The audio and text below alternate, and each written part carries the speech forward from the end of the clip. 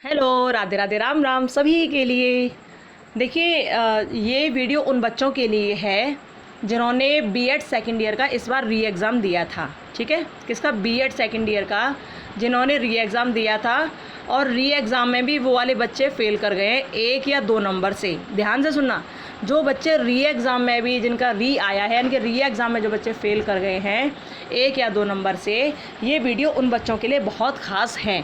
तो भैया आप इसे बहुत अच्छी तरह ध्यान से सुनना और ध्यान से देखना, ताकि आपके दिमाग की जो भी बातें हैं वो सब क्लियर हो जाएं, सब आपको समझ आ जाए कि क्या करना चाहिए आपको। ठीक है, तो एक बार हम देखते हैं क्या करना चाहिए।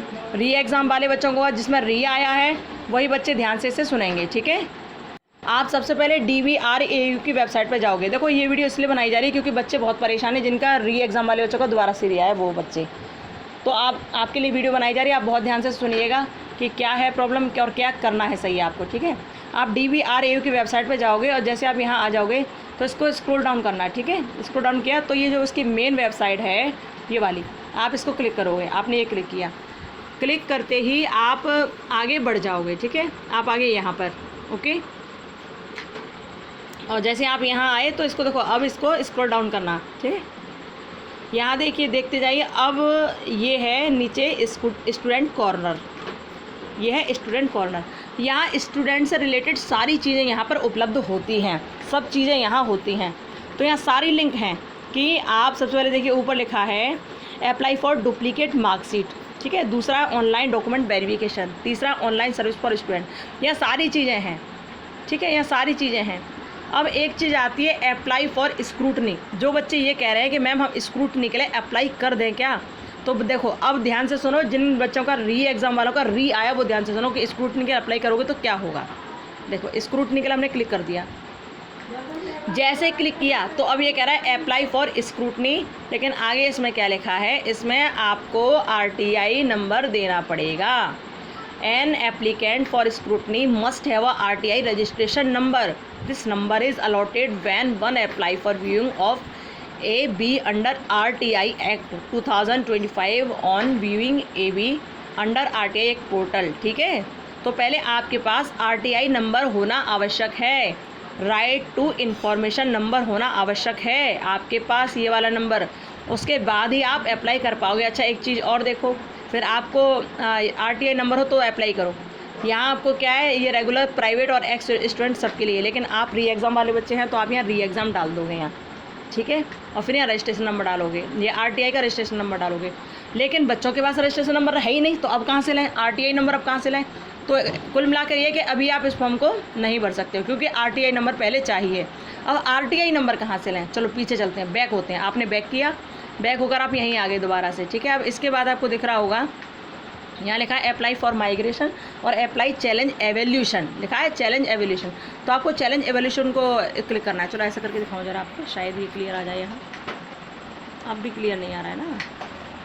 हाँ देखो, आ गया। अब लिखा है ये अप्लाई फॉर स्क्रूटनी। स्क्रूटनी वाला तो आपने देख लिया क्योंकि RTI रजिस्ट्रेशन नंबर चाहिए, तो अब तो उसमें कुछ हो नहीं सकता। तो हम क्या करेंगे, अप्लाई चैलेंज एवोल्यूशन। ठीक है, इसमें क्या होता है कि आप अपनी कॉपी को दोबारा चेक करवाते हो। ठीक है, यहीं से आपको RTI नंबर मिलता है। आप अब इसे क्लिक करोगे तो क्या आएगा, हम ये देखना चाहेंगे अब। ठीक है, आपने जैसे ही इसे क्लिक किया, क्लिक करो, आपने ये चैलेंज एवोल्यूशन को क्लिक किया तो क्या आएगा, देखो। जैसे क्लिक किया तो अब यहाँ आ रहा है आपके कोर्स का नाम। ठीक है, ये देखो, ऐसा करके दिखाओ। यहाँ देखो, चैलेंज एवोल्यूशन में पहले तो रिज़ल्ट टाइप पूछ रहा है कि आपका रिज़ल्ट किस टाइप का है। तो यहाँ पर आप डालोगे, क्या डालोगे, री एग्ज़ाम। यहाँ आपने री एग्ज़ाम डाला, री एग्ज़ाम डाल दिया। ठीक है, अब दूसरा ये कोर्स का नाम पूछ रहा है, कोर्स। तो आपका कोर्स क्या है, बीएड सेकेंड ईयर। तो आप इस कोर्स में बीएड सेकेंड ईयर ढूंढो। अब आप हमें इसमें ढूंढ कर बताओ कि बीएड सेकेंड ईयर कहीं है। देखो एक बार खोज के देखो, है इसमें बीएड सेकेंड ईयर? कहीं नहीं है ना भैया, इसमें बीएड सेकेंड ईयर है ही नहीं, तो आप कैसे भर दोगे बताओ? बीएड सेकेंड ईयर भैया इसमें कोर्स है नहीं, तो आप भर कैसे दोगे? आप हम बताओ, नहीं बता पाओगे ना, क्योंकि उसमें बीएड का कोई ऑप्शन ही नहीं आ रहा है। बीएड का कोई ऑप्शन आ ही नहीं रहा है। देखो, ये देख रहे हो ऊपर से क्या क्या लिखा है इसमें।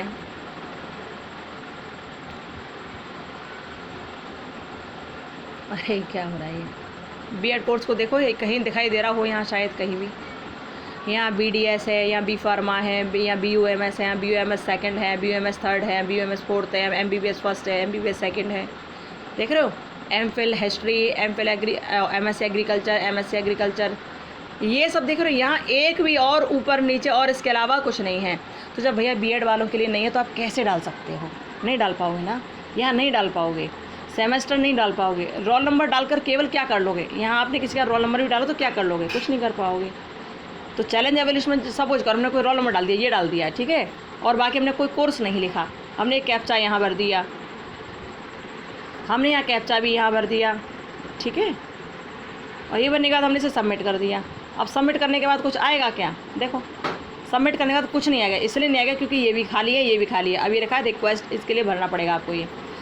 तो कुल मिलाकर ये है कि B.Ed वाले भैया जो री एग्ज़ाम में जिनका री आया, अब वो नहीं भर सकते हैं भाई, नहीं भर सकते। आप लोग समझिए, उनको एक्स स्टूडेंट का फॉर्म भरना पड़ेगा, एक्स स्टूडेंट में ही वो जाएंगे। हमारी कई बार बात भी हो गई उन लोगों से, और इसका कोई इलाज नहीं। हाँ, एक इलाज हो सकता है, या तो आपकी बहुत कर्री जुगाड़ हो वहाँ, तो कुछ हो सकता है, शायद आपकी कर्री कोई जुगाड़ हो तो हो सकता है, नहीं तो वैसे तो भैया अब तो बिल्कुल मुश्किल है, एक्स की परीक्षा ही देनी पड़ेगी, ऐसा ही हो सकता है।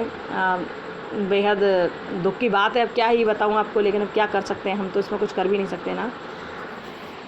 क्योंकि देखो यहाँ एक चीज़ और लिखी हुई है कि ऑनलाइन एप्लीकेशन, देखो आप कब भर सकते हो, क्या आप चैलेंज एवोल्यूशन का भर सकते हो जब आपका रिज़ल्ट आ जाए उसके 10 दिन बाद तक केवल। और ये भी वही लोग भर सकते हैं जिनका केवल एक बार री आया है, वो नहीं भर सकते। जिनका एक बार री आ गया फिर दोबारा से री आया है, वो बच्चे नहीं भर सकते हैं इसे।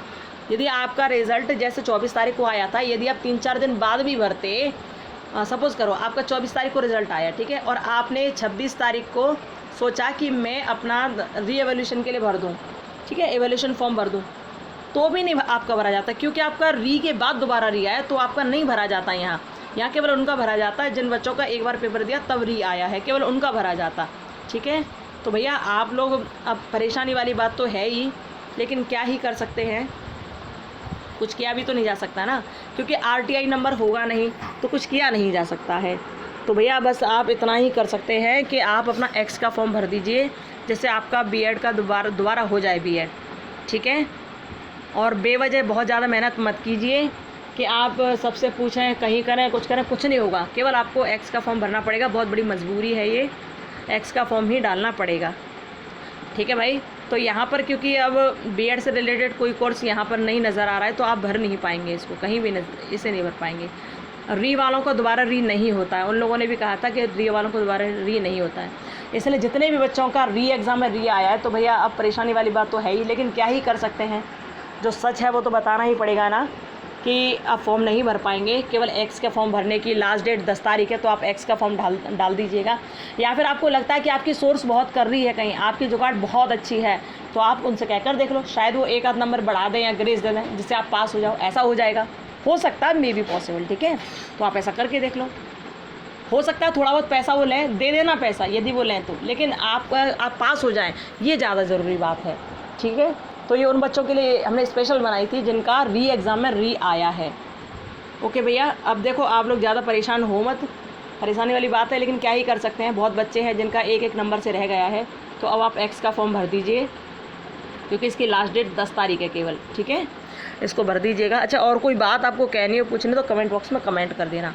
और प्रैक्टिकल वाले बच्चों को पता ही चल गया है कि आज से आपके फॉर्म भरे जाएंगे, और आप अपना फॉर्म आज ही भर देना, ठीक है। और 23 तारीख को आपका पेपर है, RVS कॉलेज में आपका प्रैक्टिकल होगा, RVS में, ध्यान रखना, ठीक है। चलो, और कोई बात कहनी हो, सुननी हो, तो कमेंट बॉक्स में कमेंट कर देना, फिर मिलेंगे, ठीक है। चलो, okay, bye, Radhe Radhe, Ram Ram, bye.